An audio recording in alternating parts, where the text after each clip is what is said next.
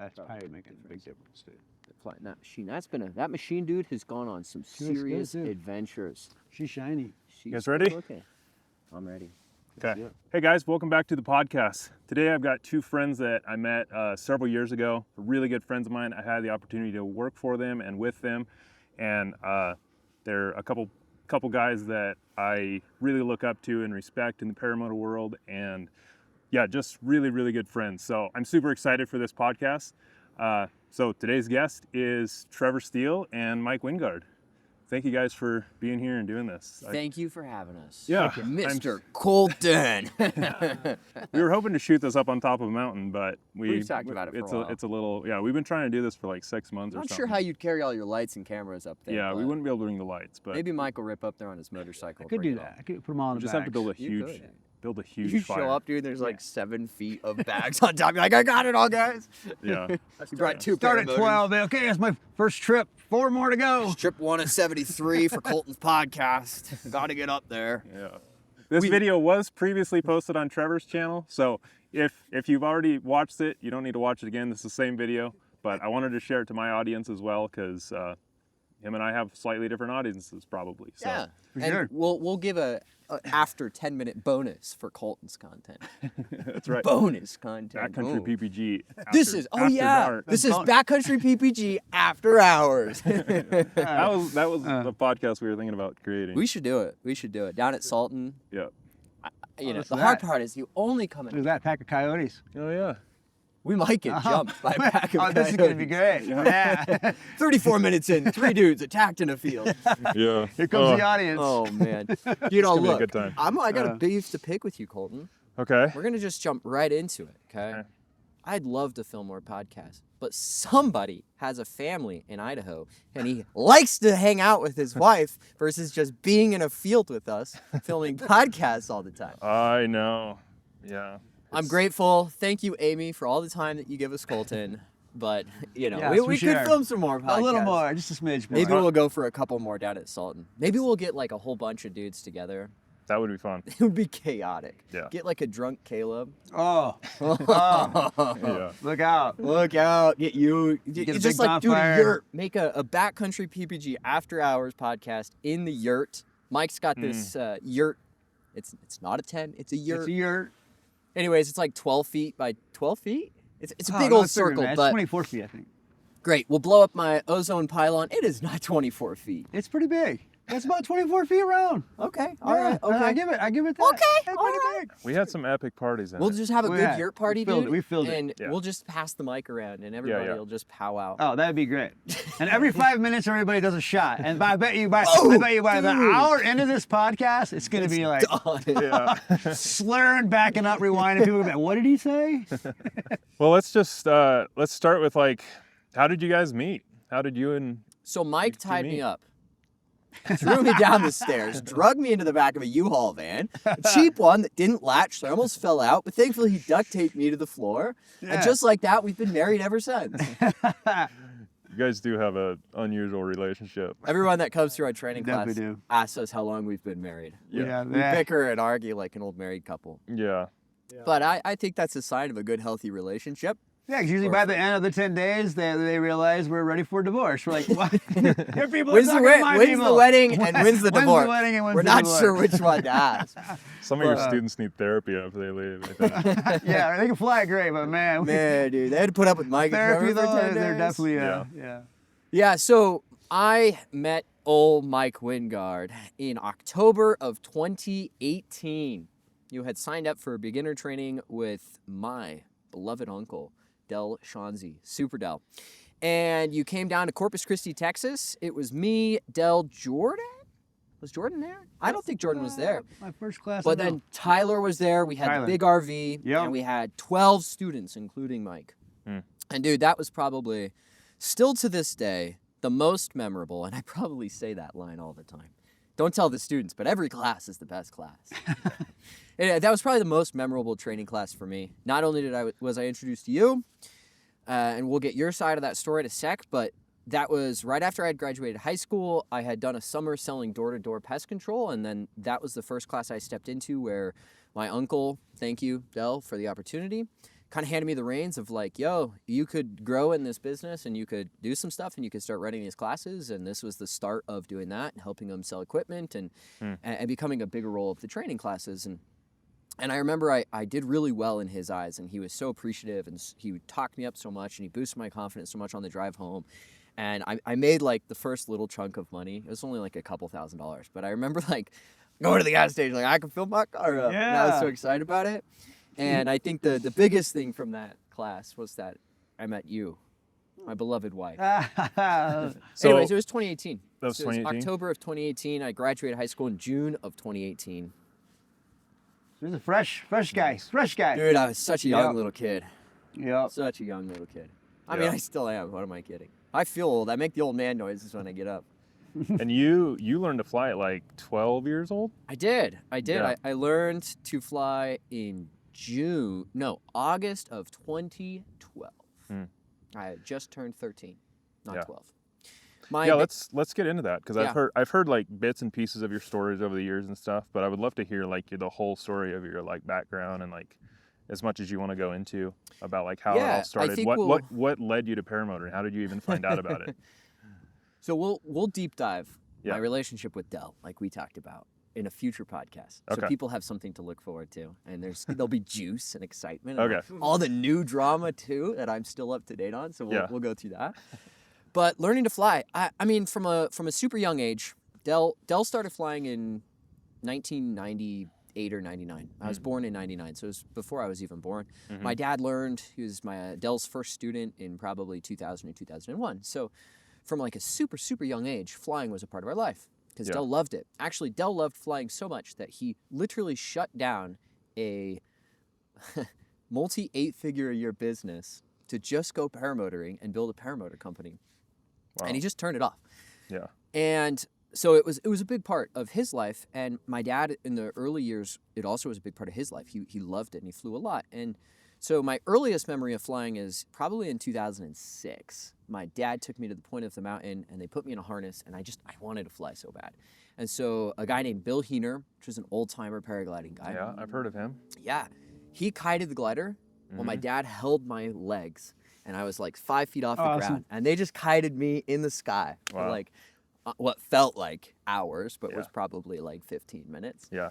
And man, I never wanted to come down. I never wanted to stop. That was just such a deeply ingrained memory, if that's the right word, of my childhood. And then I was so young. I don't remember the conversations. I don't remember asking. I don't remember how it came up. But I was at the August of 2012 beginner class, and that was down in San Diego, Imperial Beach. And my dad came, Jordan, my cousin came, and Dell was there, obviously, and they taught me how to kite. And I was only there for 6 days because I had school. So I had to leave, and I circled back in Christmas. Dell scheduled a special class for Christmas, and he got 4 students. So it was a smaller class, and it was my dad's family, which at the time wasn't my mom. It was his stepmom, and then my Dell's family, and we all went down to San Diego, and I learned to kite again more for 6 more days, and then I didn't actually fly on that class until the 10th and final day. So it took me 16 days to learn how to fly. Wow. Why was that? I was 13. Oh.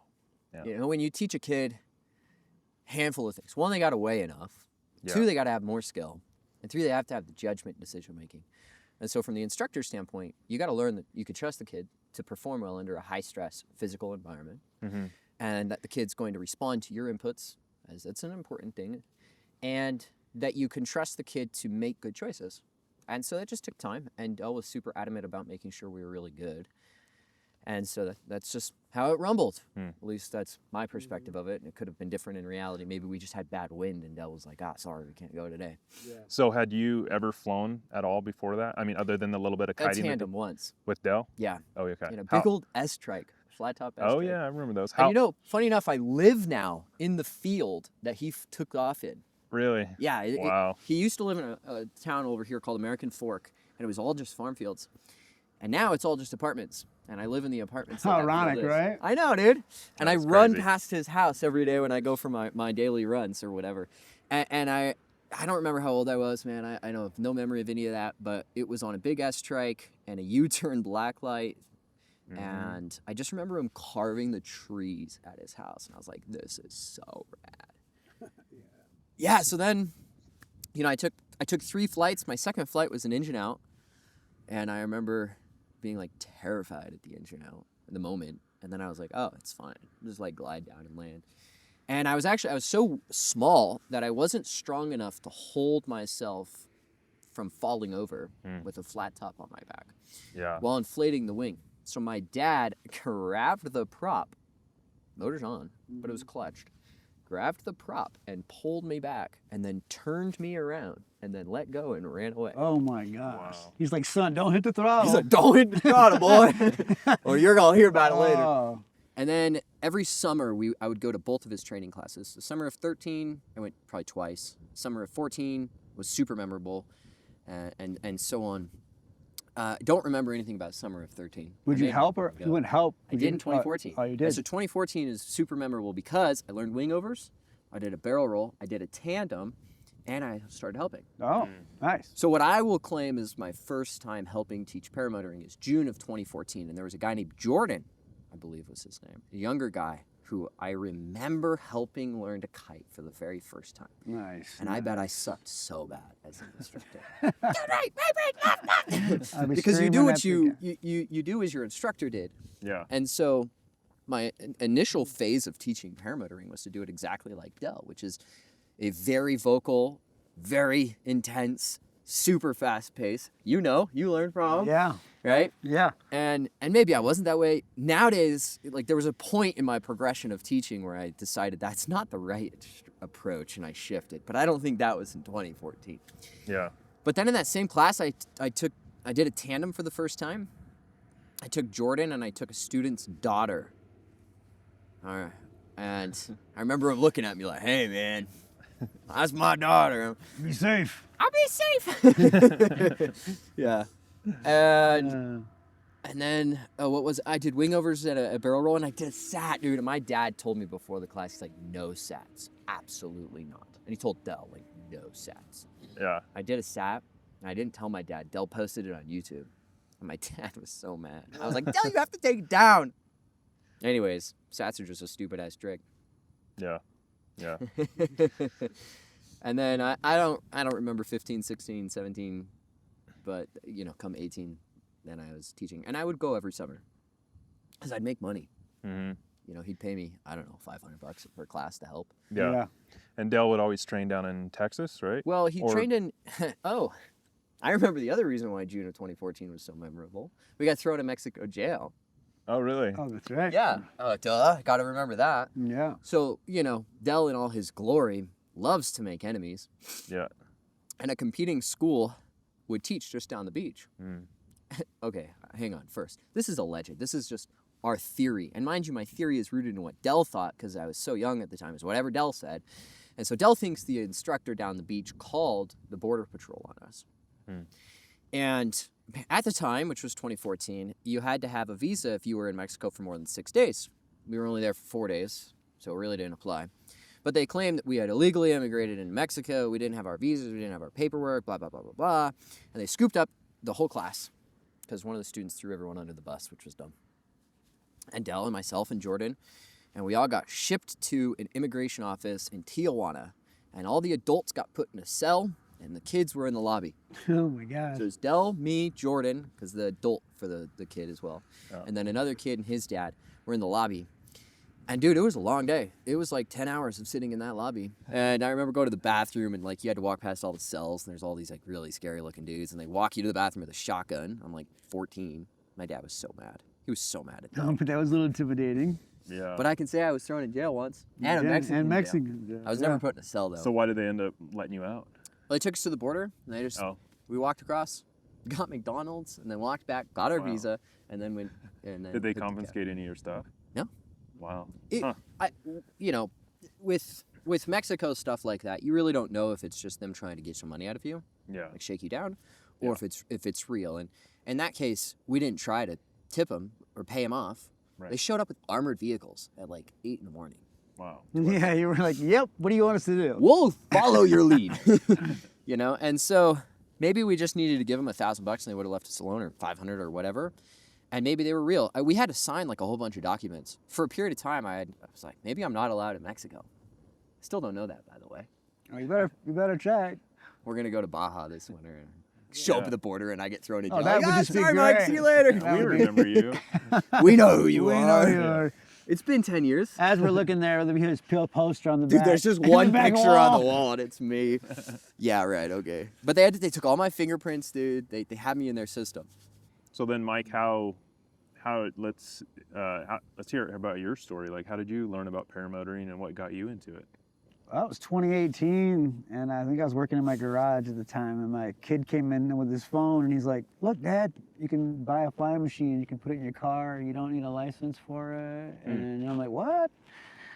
Started looking at it, and I watched the video, I'm like, oh, that's cool. And then I just hit call, and right there, and Dell answered the phone, and I started talking to him, and I signed up for the next class, and then I handed the phone back to my kid, and I'm like, guess what? I'm going to the next class. He's like, what the heck just happened? I'm like, I don't know what just happened. I don't know what I just did, but I did. So I just did a real spontaneous moment, and then I had a mechanical contracting business, and I just closed it down. Your class might just be the worst weather class we've ever had in our paramotor training history. It was pretty bad. Only one person flew. He shouldn't have. Yeah, and he really shouldn't. He shouldn't have, dude. Yeah. Wow. Yeah. It was really bad. It was super windy, rainy, and we actually had a lot of classes down in Texas get totally rained and blown out during hurricane season. So, Mike, then did your son also learn to fly then? No, he didn't. No, he didn't learn how to fly. Wanted to get you into it? Yeah. He just wanted to show it to me, and he didn't realize I was just gonna jump the gun and do it. And then I just did it, and then I was like, but I didn't get to fly. So then I go, well, dang, I can't give up now. Yeah. So then I would go to the next class. So I went to the next class. April of 19. Yep. And then I think I flew 10 times maybe on that class. And then I'm like, sweet, this is so cool. I'm gonna come down here every 8 weeks. Yeah. So I just closed my business down and I'd come again. And then I went down there, and the next time I think I got like 70 flights. And then after that, I would just go down every single time. Yeah. Yeah. Then we couldn't get rid of him. I couldn't get, and it was a struggle for me too, because I literally would have to like go to a Hertz rental, rent a truck, and then pray to God it had a hitch on the back to go show up, because you can't tow anything with it. Right. So it was quite the hassle. And I'd get a truck, and then I'd put a little camper on it, and I'd tow it all the way down there. Yep. Yep. And then started helping them train. And then I started working on the motors. And then they eventually really couldn't get rid of me, and then offered me a position, and I was like, you know what? You said gonna yes do it. right away. So I'm like, first I just closed my business down, and I tried to keep my house going for like a year, and lived here, went back and forth, tried to keep it working, but that was just ridiculous paying for a house and no one's there. In the wintertime in Michigan, you never know what's gonna happen. So eventually I'm like, all right, this is all working out pretty good, you know. I was building flat tops. So I just sold everything and then went full time, and then moved to the shop, and I was living in the shop, building paramotors every single day and going down and training, and it was all good. Wow. And then Your best boom, buddy. till it wasn't. Well, So- got to elaborate a little bit more on Mike's story here. So I'll do the talking for you, Mr. Camera Shot. Okay. We hired Flat Top Paramotors, Dell, the real owner of it, myself, brought you on in December of 21. And then I left Flat Top and started Backcountry in July of 22. So 6 months later. Sorry about that. It wasn't part of the plan. No, Right? So yeah, we yeah. got to get a little context. Yeah, So we had a lot of Thanks really, for that, things were rocking and Heads up. rolling. We were crushing it. We were Crushing selling a it. bunch of motors. I think in 2021 we sold 58 flat tops, which was Dell's like best year ever. And we were crushing it. So by all means, I was like, Mike, we're just going to continue to crush it. But then, I'll get into the story of that in another podcast. But July rolls around, I'm like, oh, sorry, Mike, I'm leaving. And then flat top dude just crashes. Self-sabotage on Dell's part, just complications, whatever. And Also, I was working for Trevor at the same time I'm working for Dell now. So now I'm playing Mike both sides. Cameron, There's some Or- overlap. I'm playing some both sides. Yeah, there's some overlap. So I'm playing both sides of the deck here. So I'm literally.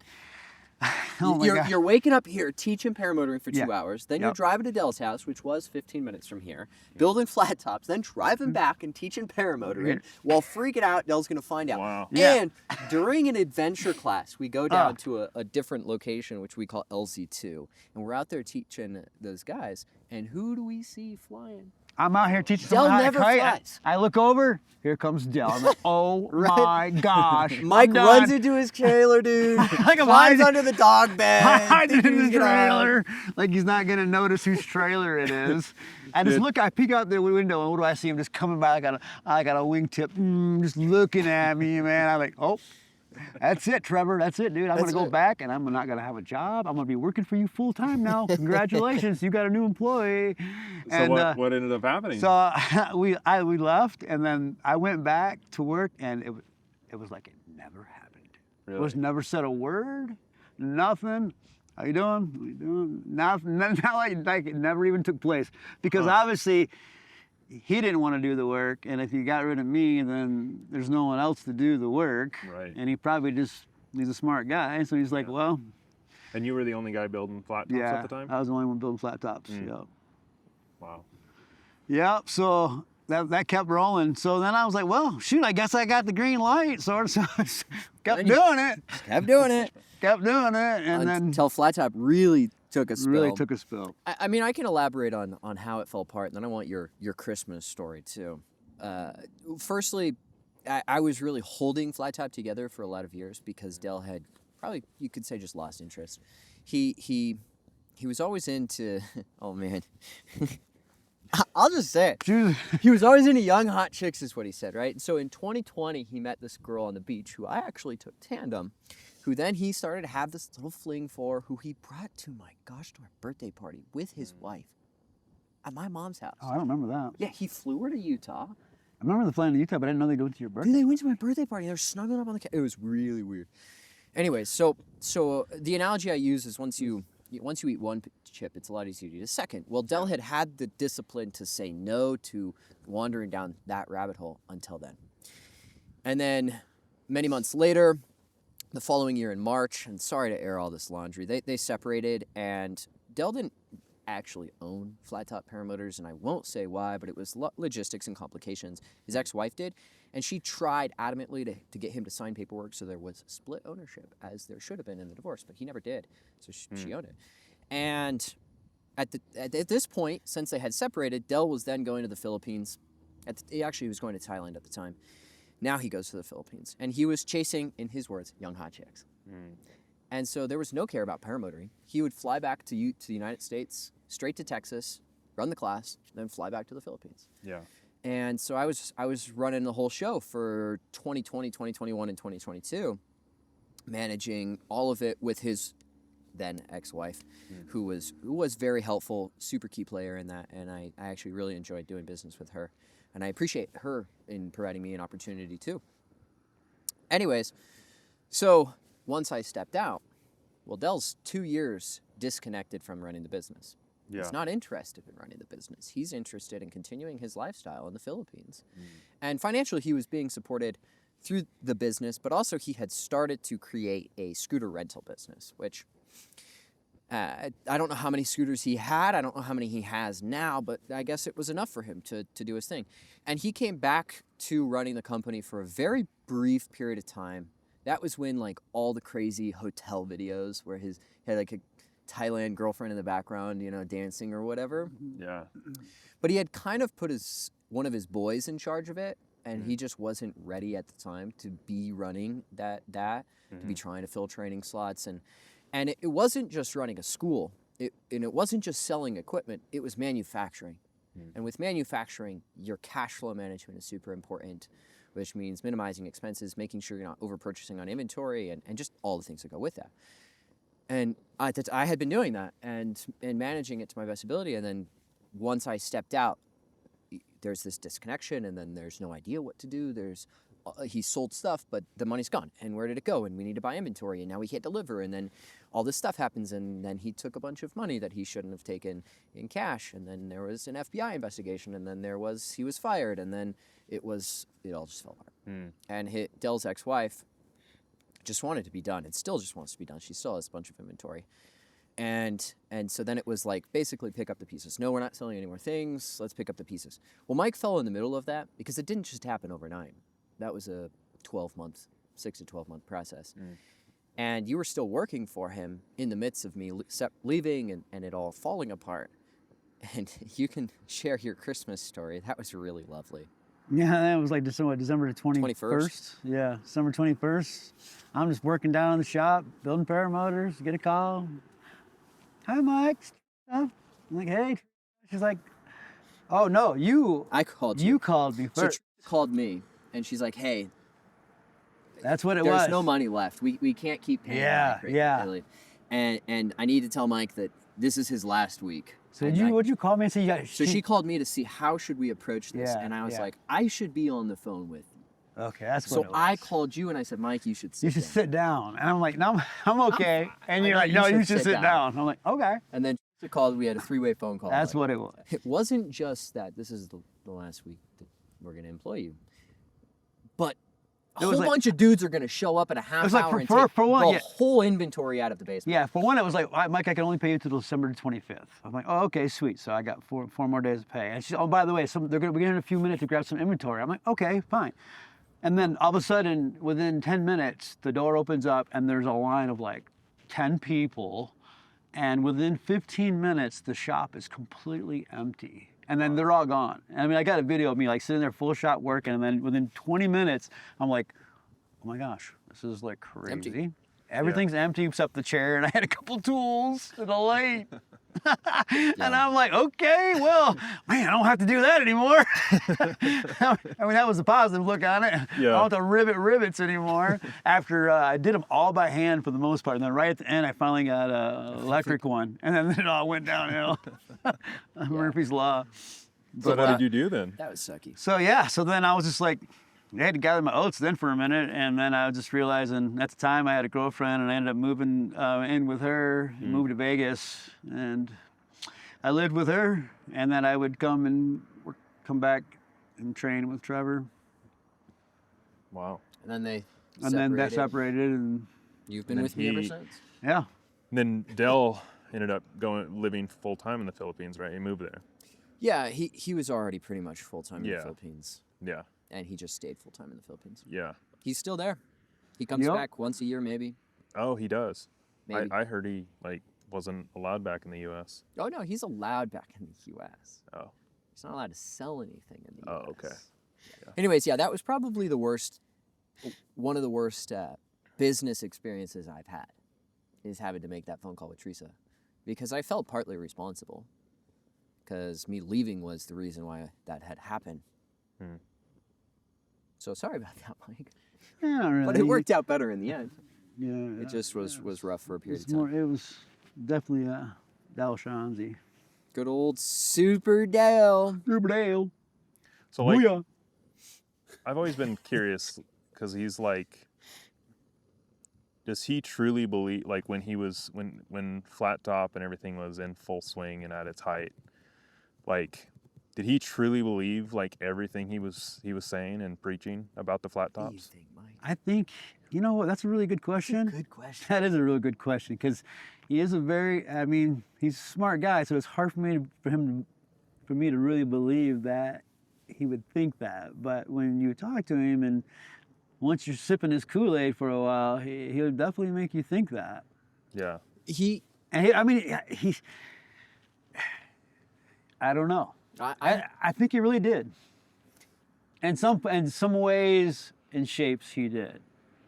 Not the aspects of like Like he fear just- mongering and that part of it. I think it was done, but the part of him believing that he has the best paramotor out there. Right.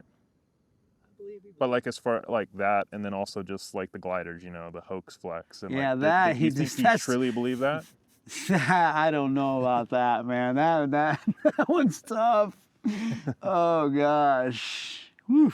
I remember when I first moved here, and I was at a gas station, and I pulled up, and some guy pulls up next to me, like, "How you doing?" And he sees a flat top in the back of the truck. He's like, "Oh, flat top, don't you?" I'm like, "Yeah." I'm like, he goes, "Oh, that's cool, man." He goes, "What do you fly?" I was like, "I fly a Dominator." He's like, "Of course you do." Yeah. And I just had to laugh. Yeah. He's some local guy, and he's probably like, "Oh, sure, you won't get caught dead flying anything else." Don't you touch Because you'll die if you do. Yeah. So, but yeah. So I have an answer on that, and I've pondered this question a lot. Firstly, it's worthwhile to understand Dell lightly more.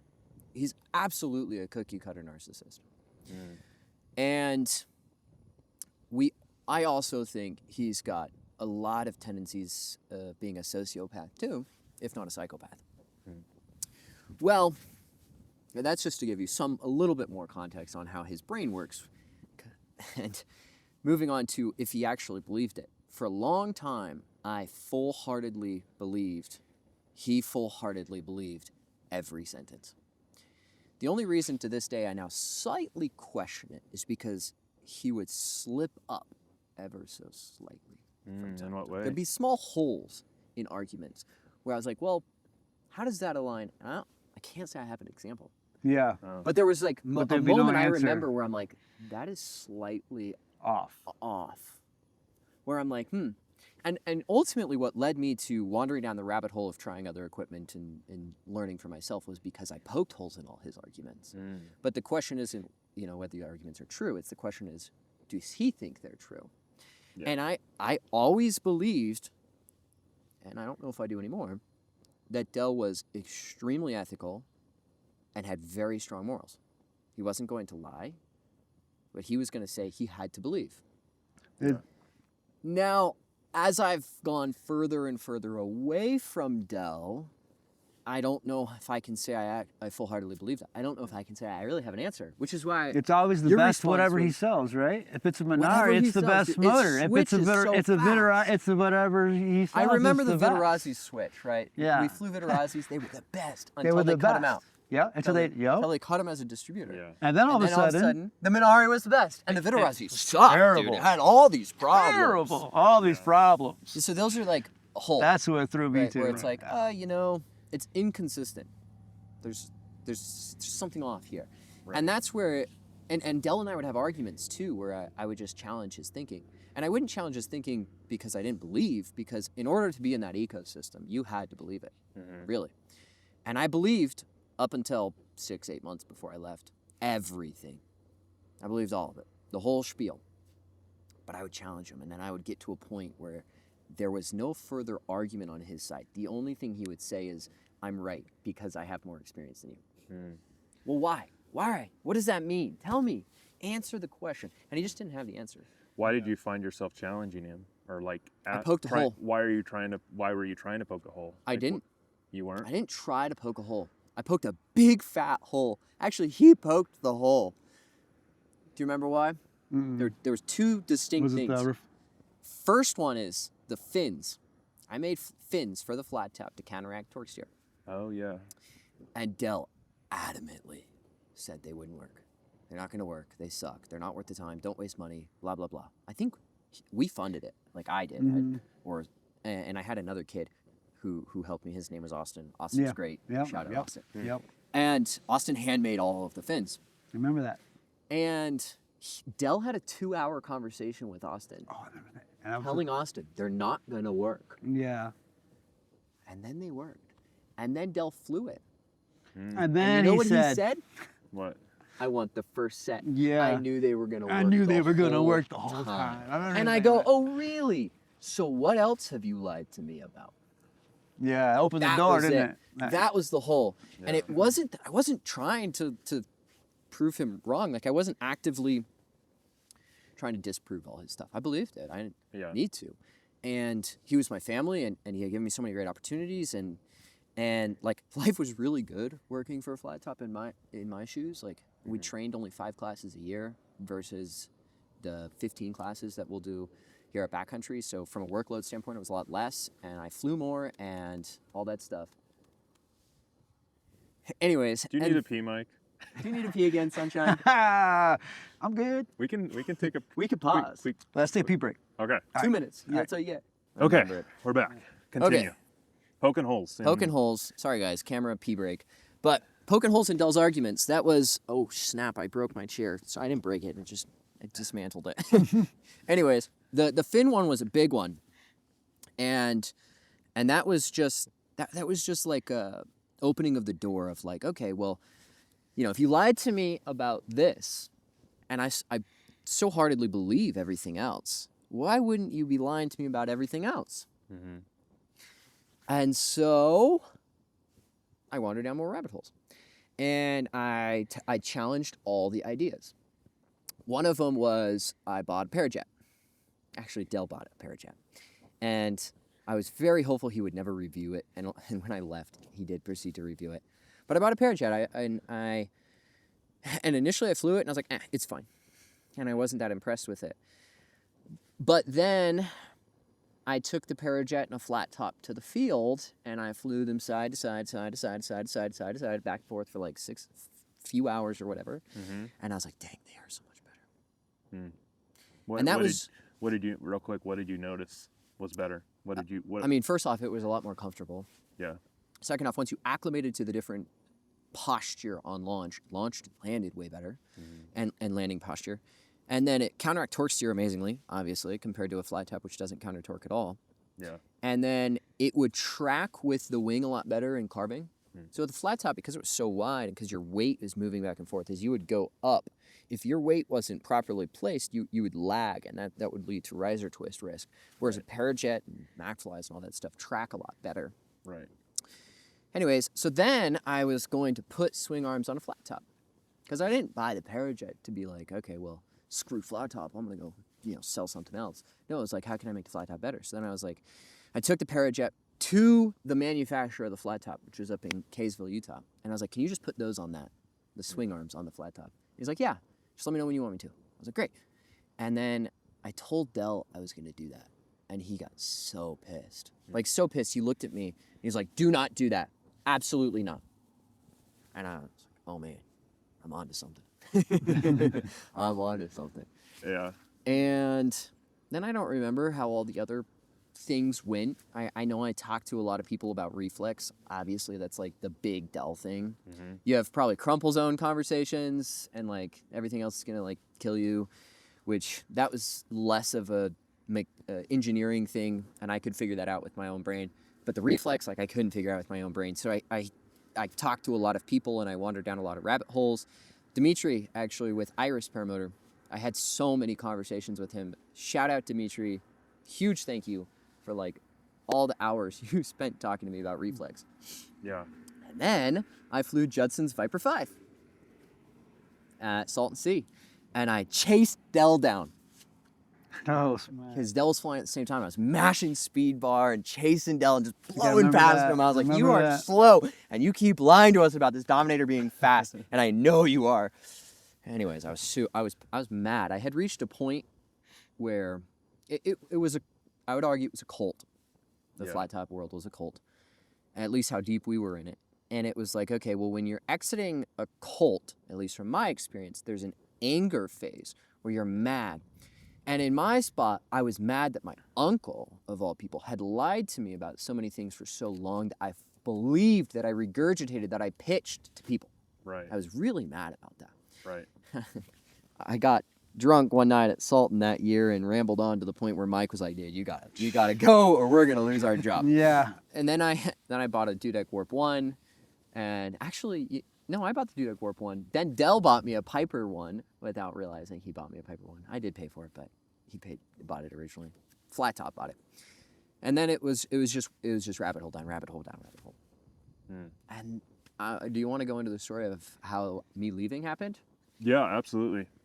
I've heard well, parts Mike of it, but... kidnapped me, tied me up, dragged me down a staircase, threw me in a U-Haul van, and said, "You're doing this." No. So I had reached out to Eric Farewell with Aviator, and I had asked if I could sell ozones. And he hit me back, and his answer was like, yes, but not Dell, like not with Dell. Yeah. And then the conversation, and I don't remember how it all went, led to, well, let me come to Florida. And so I flew out to, without telling Dell, I flew out to Lake Wales, Florida, where Aviator is, and I spent 4 or 5 days out there. I got my PG 1 because I didn't even have that. PG 2, 3, and instructor rating with them, so thank you to them. I flew a bunch of stuff. I had sit-down meetings with him and the COO at the time of Aviator, Matt. Shout out Matt. Super appreciate everything Matt did for me too. And that was just them like, you a little anxious there, bud? No, I'm good. That was just them like helping.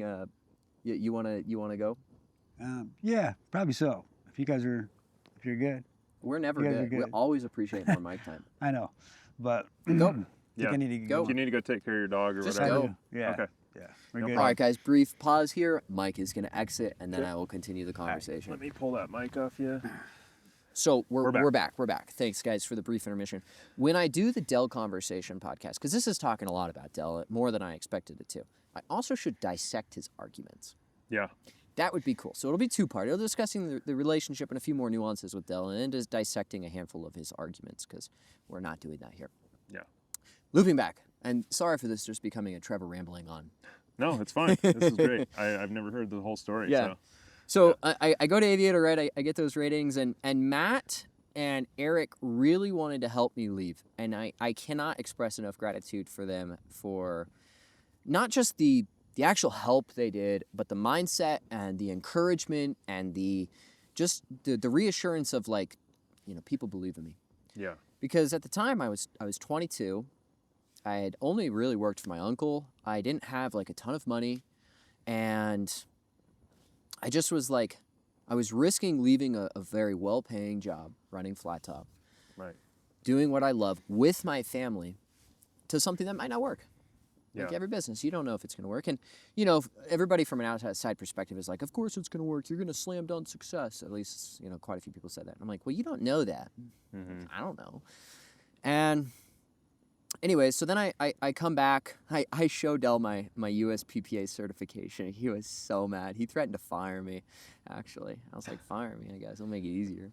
Did he know you were going out to Florida? No, he didn't. Oh, and so that- and the argument that I used with him was like, well, it's only beneficial to us for me to learn how others do it in the off chance there's something we can do better. Right. And of course, we'll deep dive this more, but Dell was so locked in Dell's way that he didn't believe there was room for improvement. So anyways, and then I get back and I'm furthering these conversations with Matt and Eric, and I don't remember exactly why they were so involved in it. I think part of the reason is they really wanted me to be an Aviator West Coast for them, and they knew I wasn't interested in that. But I think also they just were good people who wanted to help me. Yeah. And I remember the moment, man, where Matt said to me on the phone, he's like, well, what day are you leaving? Or what day are you starting Backcountry? And I was like, July 1st. It was just the first date that came to my mind. I was like, well, I guess I'm starting Backcountry July 1st. There's no going back now. Yeah. And then it was like, great, well, let me put all the pieces in place. At the time, I had a camper, so I had to sell the camper. I had a motorcycle that I sold. I got rid of my dog, actually, bummer enough. But I knew I was going to be busy, and I needed time, and I needed to focus. Mm-hmm. And the dog wasn't really working out for our current lifestyle, me and the lady. And I say I sold everything. I liquidated all the stock I had. I liquidated all the crypto, which it wasn't a lot. It was enough to buy 3 paramotors, 3 flying wings, and 5 kiting wings. Oh, and yeah. I was pretty bone dry. I was pretty drained. Yeah. And I had a little bit in reserve, like enough that I could survive the winter barely. But I was like, it's got to work. Mm. And it did. And we filled up our first class, which was August of 22, with 5 people, like fast. Mm-hmm. And then like the next class filled, and the next class filled, and then it just stopped. Like you can, if you look at the revenue numbers on a graph, it's like, we're doing good, we're doing it, and then boom. And then the winter of 22 going into 23, like nothing. Oh, wow. And thankfully, in the time of selling some training slots, I had put a bit away, but also I needed more stuff. So then I was in the process of slowly reinvesting into more things. So that was really, really tight winter. I remember buying like a couple of tools and walking out like, I don't know if I should have bought those. Wow. And my girlfriend worked, and she had a good paying job too. So it was like, okay, there's fallback, like it's gonna be okay. And I had committed to myself, like, okay, if it doesn't work, I'll get a job at Starbucks. Yeah. I like coffee. I'll learn how to make some coffee. Yeah. And it'll be a part-time day or a part-time thing where in the evenings I could still at least kind of paramotor train. And, you know, I made it. I survived. And going into spring of 23, things picked up quite a bit more.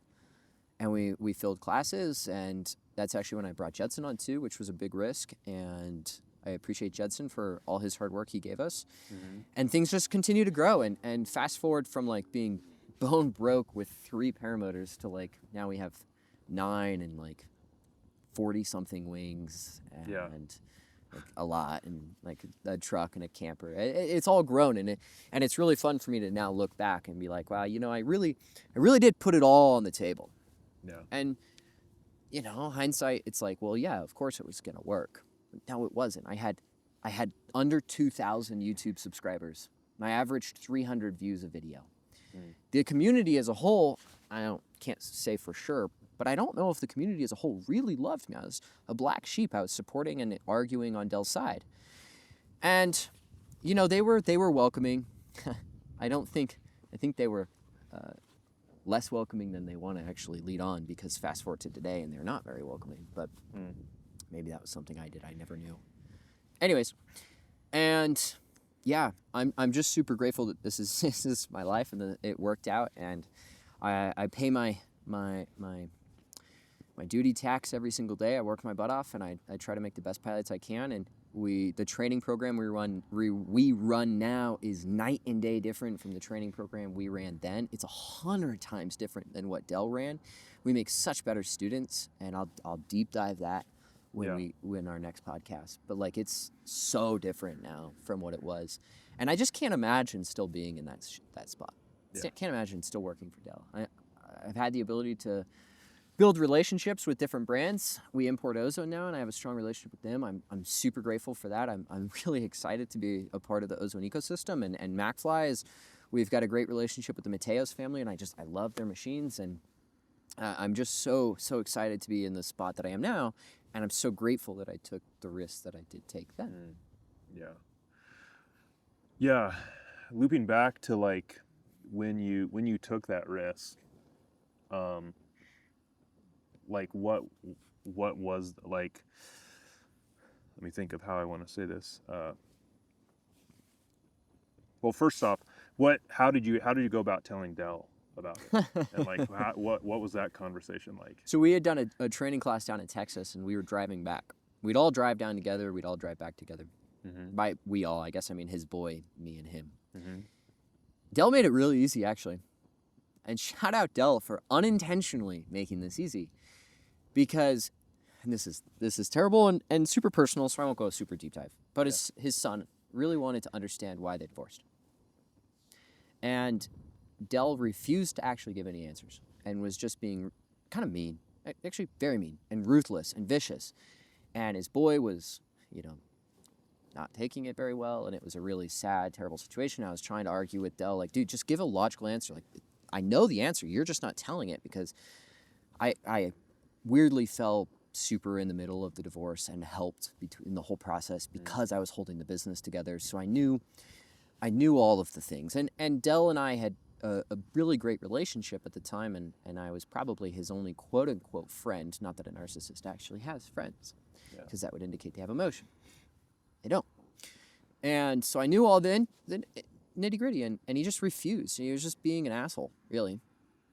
And I was really pissed at him. I was like, you know, I don't try not to cuss too much on video, but I was like, fuck you, Dell.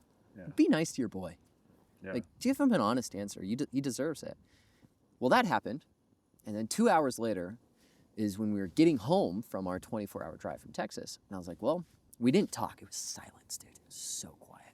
This boy was pissed, and I was pissed, and Dell was pissed. And we're getting off the highway, and I take my headphones off, and I look at Dell. And I look at Jordan. I'm like, Jordan, you should probably take your headphones off. Dell, I have something I got to tell you. And Dell goes, oh, great. Now what? I'm like, great. I'm really glad you're as excited as me.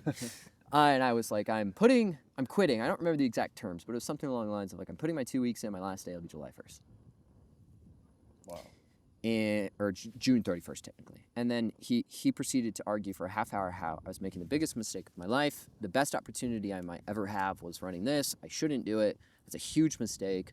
Blah, blah, blah, blah. And You know, in his defense, maybe he had true intention there. I don't know if I would say he had true intention there. I think he did up until I left. Actually, really, this is where it's hard because a narcissistic personality doesn't actually care. Yeah. Like, truly, there is an emotion to them. And it's hard because you don't know if there is a little bit there and there isn't a little bit there. And the reason I don't think there was any is because I got enough examples of situations where there would be some emotion present and there was no emotion present. Both his boys crashed on flat tops really bad. There was no emotion. He didn't care. The divorce, there was no emotion. He didn't care. And several other things where there was no emotion. So then that leads me to question, like, okay, well, how much did he actually care about me as an individual? I would like to think he did, because he would do a lot for me, and he genuinely cared about my best interests and really tried to give me opportunities, and I'm super grateful for that. But then at the same time, I'm a benefit to him. And that's a sociopathic tendency, is you butter up the individuals whom are benefiting you, and as soon as they no longer benefit you, you have nothing to do with them. Right. And a bit of a narcissistic thing too. So Right. as soon as I no longer benefit him, then, you know, that changes. But he's obviously going to argue to try and keep me on. Not only am I making the business whole thing work, but then it means he's got to do it. Yeah. And I'm benefiting him, and he doesn't want me to stop benefiting him. And, you know, that's where it can get hard, of like figuring out that line of emotion and whether there was anything. I don't think there was. And the reason I don't think there was is because he proceeded to do a similar thing to me, to his boys, as soon as they left and started working, years later when they started working for me. Mm-hmm. Where he turned on them, and then as soon as they started their own thing, which they recently did, and were selling Dominies, then he immediately came back, and it was like, it's not emotion. There's no emotion here. Yeah. Oh, he was so mean to, dude. When the whole flat top thing was also falling apart, and his ex-wife had taken all of the inventory out, well, Dell got home from Thailand, walked into an empty house, unaware that all the stuff had been taken. And he proceeded to disown his son and tell him he's not my son anymore, and like all this stuff, and rip apart his daughter, and like just do tons of damage to the family right there. Wow. It was terrible, dude. Yeah. It's terrible. I don't feel any guilt, thankfully. Yeah. That's a choice. I've chosen not to feel any guilt because I don't think it's a situation which nurtures guilt. Yeah. Yeah. I do feel bad for what ended up happening to Mike, because I really care about Mike, and I feel bad for what happened to his boys. I really wish his boys had a great relationship with him. Yeah. That's rough. And I miss my uncle. Yeah. I don't miss I'm Super sure. Dell, right? But I miss the uncle that when I got dumped in 2019, took me to California to ride one wheels on the beach for a week. Right. And I miss the uncle that, you know, he had a great sense of humor and he had a great time, and we shared a lot of common interests, and we'd go ride motorcycles for hours on end, and like just so many things. Like I miss, I don't really as much anymore, but for a while I missed my uncle, and I'd love for that relationship to come back around. And honestly, you know what I think it would take for me to shut this down? If I shut this down, Backcountry, and I no longer do this, I think it'd be immediate, especially if I made some comment about how he was right. Yeah. You just lean into the ego. Yeah.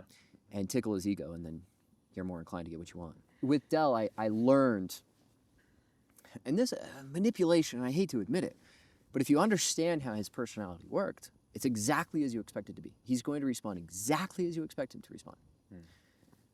But like, you can tickle the really big motives, which were ego and pride. Mm-hmm. And if you tickled the ego and pride, you were more likely to get what you wanted. Yeah. So I learned how to, and I never did it in ill intent for him. It was always in benefit of him, but sometimes he was so, you know, locked onto what he thought that it was like, okay, well, really, we can't do this.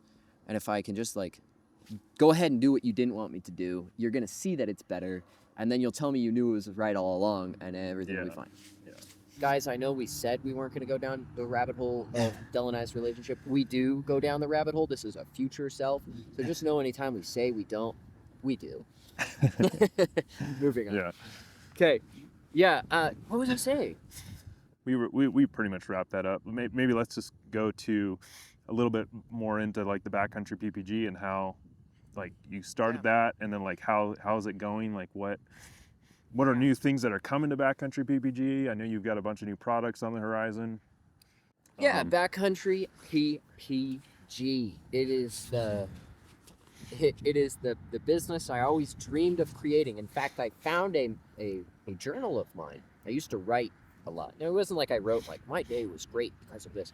It was like, here's my goals, and I would write my goals every day, and I would write what I achieved, and I've always been that kind of person where I'm really trying to reach in my life and do a lot. Mm-hmm. You called me a workaholic earlier. I think that's very accurate. Anyways, I had written down in 2021 to build my own paramotor company, remember? And there were some financial things tied to that I won't mention, but and I checked those boxes, and that was really cool to me, is to be able to check those boxes. And now, fast forward to today, it is a handful of things are really present. Number one is still a continued, very adamant improvement of training. Yeah. How can we make it better? Yeah. In any and every way, shape, and form. And that comes down to what I've been doing is notes. How are we doing? How do students respond to this approach? And it's testing new things. So recently I tested a handful of different ways of teaching people how to hook in. Like what actually gets people the best? How do they learn it the best? What's the best process? And what things can you say? And how can you improve how that can stick and how they can learn? And so taking notes, I refer to that in some way as data, writing down things that you can lean into with data to help you make better choices moving forward. And what can you learn from it? What were mistakes? Like, I've learned, I don't have any examples off the top of my head, but I've learned there's a handful of things that you have to say at this time. You can't say at that time because it doesn't stick or it totally changes this thing. So there's timing on certain ground school lessons and certain sentences and certain things. And then learning, the basics of paramotor training is how can we make people, number one, make better decisions. That comes down to information, that comes down to decision making, that comes down to discipline, that comes down to protocols, and checklists, and all expectations and stuff like that. And number two, perform better. Yeah. Kiting, flying. How can we make them fly better? Get more flights in a class. I don't think flights in a class is actually the best way of analyzing performance. Yeah. Because you can have 25 flights, but they could be way different from a guy who had 10 who's actually flying way better than you. Mm-hmm. So it's not as much about flight numbers. A lot of people are just like, track flight numbers and increase your flight numbers as a class. I don't agree. Just like hours. No 2 hours are the same. 50 hours doesn't mean you're flying as good as an average 50-hour pilot. You could be flying as good as a 100-hour pilot or as bad as a 10-hour pilot. Right. And so more so it's like, okay, well, tracking things as best I can. How many blown launches do we have? How many times do people face plant? How many times do we have butt launches? How many props do we break? How many times did it take for the first flight every single time? Mm-hmm. In the last class, it was like every first flight was first try. Or close to. I'd have to look at the data. And then it was like, okay, how many landings were on the feet? And how many times did it take to get them on their feet? And, so on. How soon could I back off of the radio? And how well did it do this? And it's like, okay, how do you analyze that without either filming everything and watching the video or taking notes? And so it's like, okay, take notes and write stuff down and look at it and review it and think about it. And Mike and I have a lot of powwows during the class, after the class, of like, I felt like students didn't respond to this. And I feel like we could have done that a little bit better. And I don't know if that was the right decision for us to make. Here's the 3 reasons why. Here's how I could have made a better decision. Great, okay, we'll make a better decision in the future. And some of that is one of the hardest things of running a paramotor class, at least has been for me, is deciding when to fly people can be a bit of a tricky question. Whether to fly people in. Yeah. Thankfully, that's a little more simple. But like making those decisions, and what I really don't like doing is leaving opportunities on the table. Yeah. Students have given me so much time. In this case, 10 days. Sometimes a little more, sometimes a little less.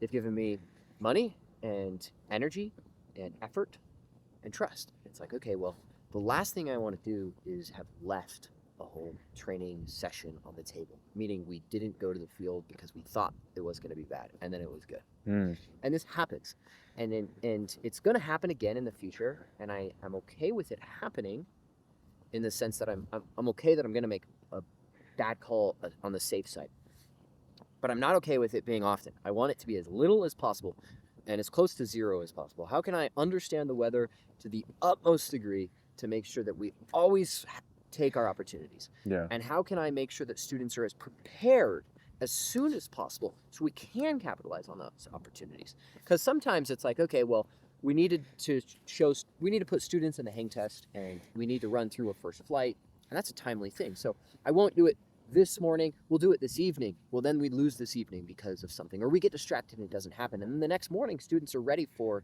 the next step, but we can't, because now we have to do this other thing, which takes priority before we can do the next thing, and then it loses an opportunity. Right. And so it's been about,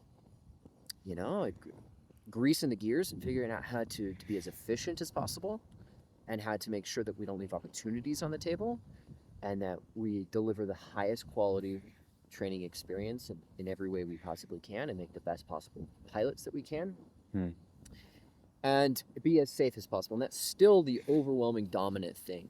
And when I have students, first thing I tell them, not the first thing, but like one of the things I tell them is, hey, I don't guarantee you're going to fly. Now that's for your safety. Yeah. I don't feel it's going to be safe, whether that's a weather call, a trust between you and me, or your skill's not there. I'm not going to do it. And I'd rather you leave class bummed or even frustrated that you didn't achieve the goal of flying than you leave class injured. Yeah. Yeah. And students understand that, thankfully, and I don't have like a battle with that. But that's a commitment I've made to myself, even. And what's hard as a paramotor instructor sometimes is, you feel you owe it to them. Like, they paid you money for this. And look them in the eyes and tell them no. Yeah. That's hard. Yeah. Because then it's like, well, screw you, and I don't think you're making the right decision. And it's like, well, thankfully I haven't had those moments. But yeah. It's hard to say no. And it's really hard to have a bunch of people from out of state. 87% of people, last time we pulled the statistics, are out-of-state students.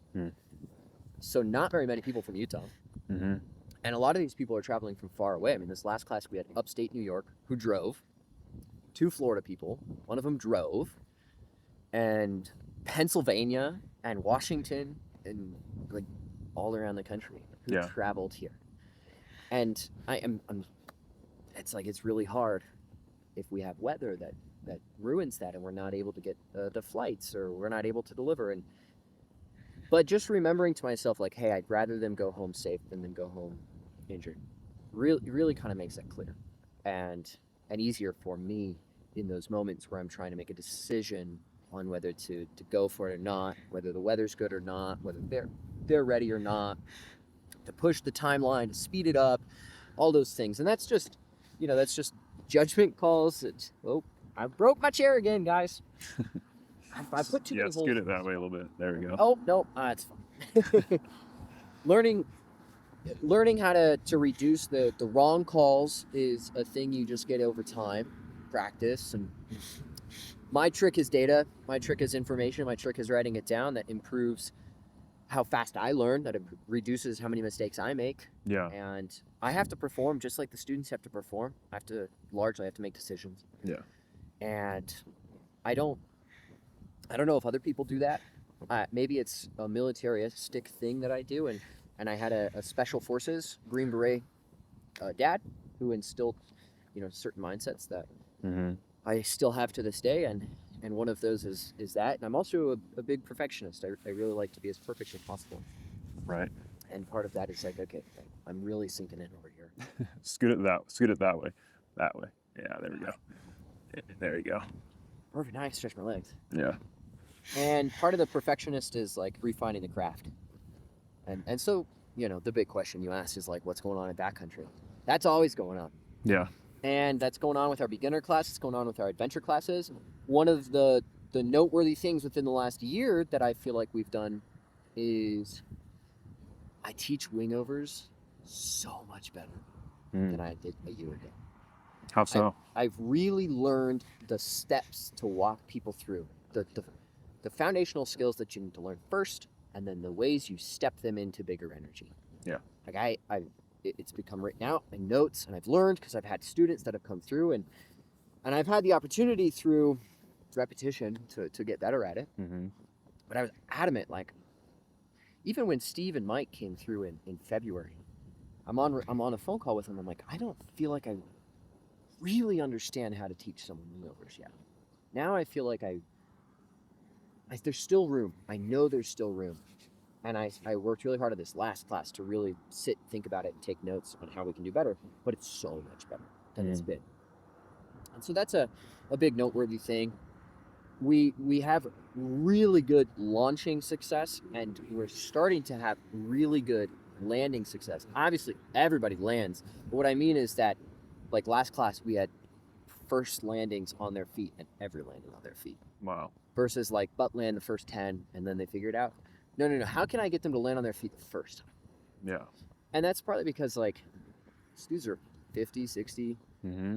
I don't want them face planting. I don't want them butt landing, right? I want it to work. And can I do a better job somewhere, somehow to increase that success rate? And how did you do that? Well, that's my secret. That's for them. That's for them. That's for them to know. A lot of my secrets have found their way to other schools. And that's fine. It's not like I'm really trying to hold on to the secrets. One of the ways that I'll tell you is through better briefing and debriefings. That's a militaristic thing when when you're at least a fighter jet pilot. As soon as you're done flying your flight, you go into the debrief room for hours. Yeah. And you analyze every second, every minute of your flight. And I've taken a somewhat tamer approach to that, but an approach of like, let's debrief as much as we possibly can, and let's watch all the video, and let's see some examples of good and bad, and let's talk through it all until you really understand it. And that's part of the briefing. That's part of the debriefing. Let's walk you through this. And how did we really achieve that success rate of landing on the feet like first try? And that might have just been those students. It might not be that in the future. So you never know. But it's little things. That's what I've learned, because the foundation, the core of what we do now and the core of what we did 3 years ago is the same core. Teaching how to kite, and we're going to fly. It's the same thing. It's the little things. Yeah. Totally different. Yeah. And then some of the other things that we're working on, I'm really getting into creating products. I'm finding it really fun. I like it because I really enjoy making something that I feel like is actually better. Yeah. So chest packs was the first. I learned a lot on that.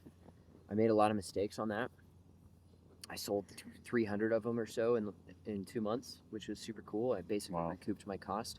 I kind of walked into it thinking that it was going to cost me ignorance taxes, is what I heard a good term for it, which is I lost money and I didn't recoup it, and it didn't quite work, but I learned.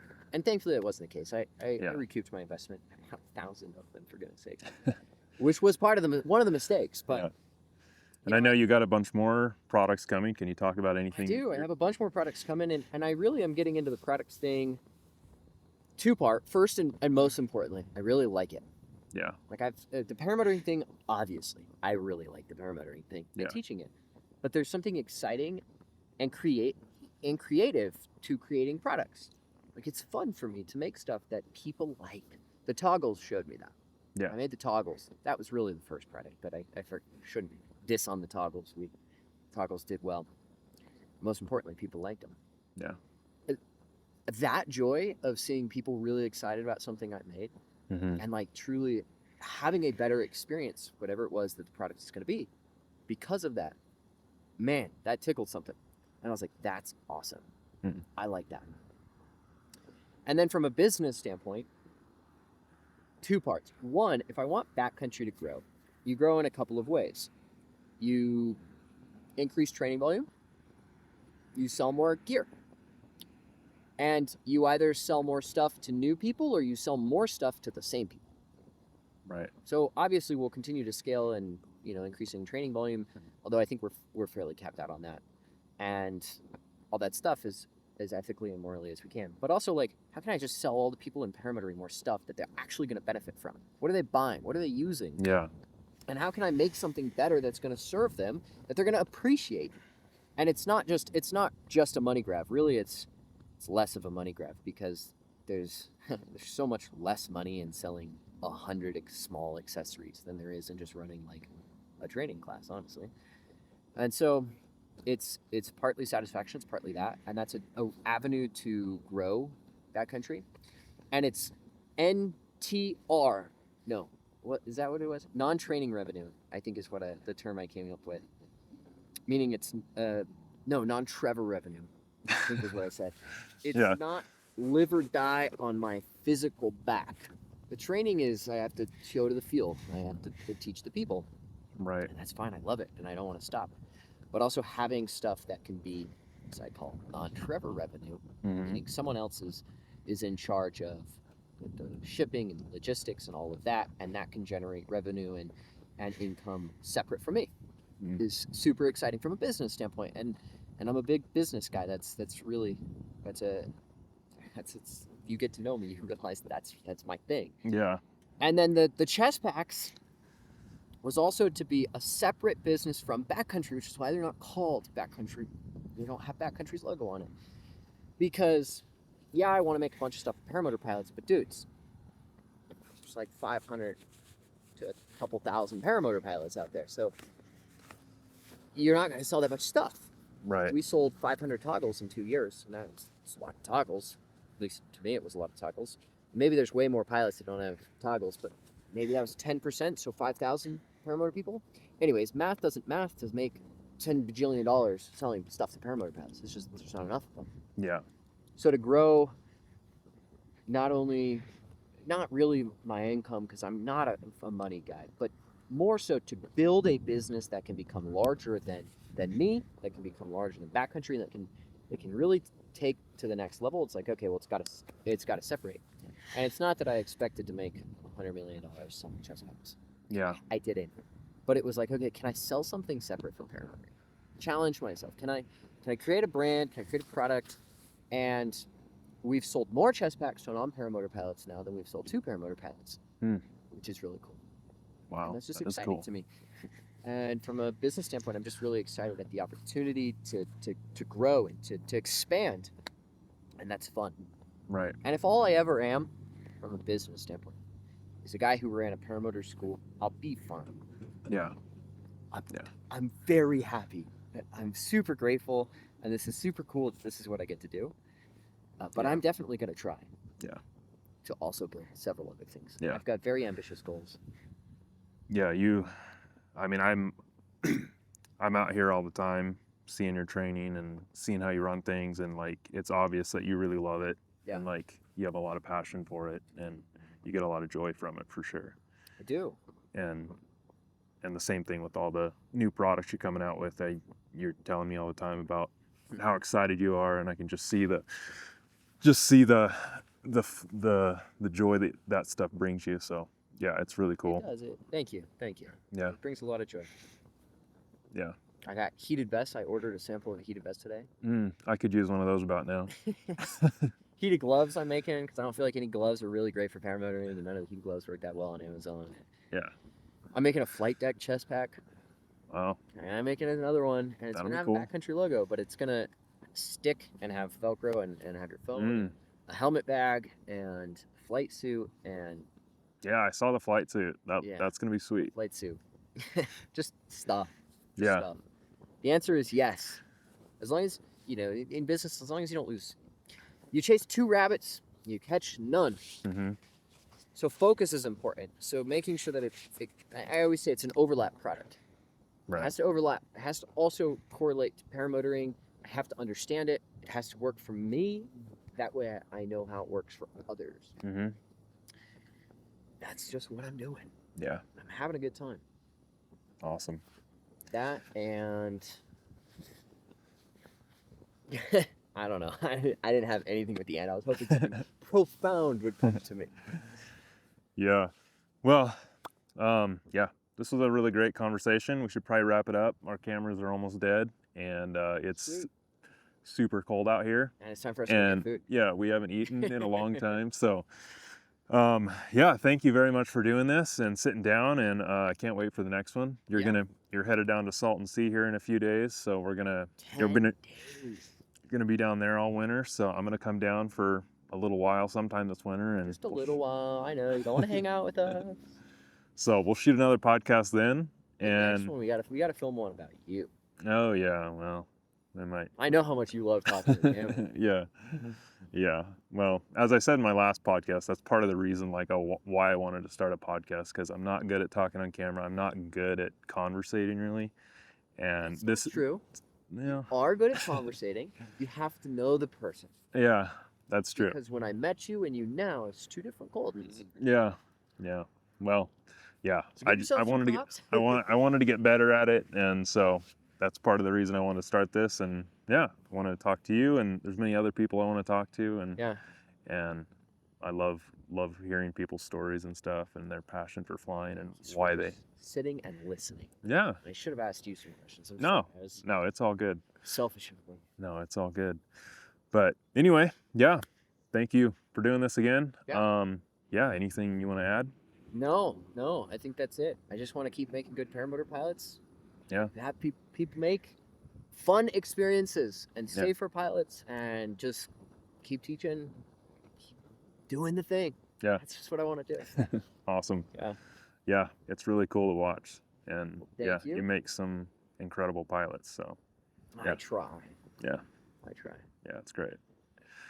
All right, guys. Well, thank you so much for watching, and hopefully we'll see you again soon. Awesome. Okay. Sweet.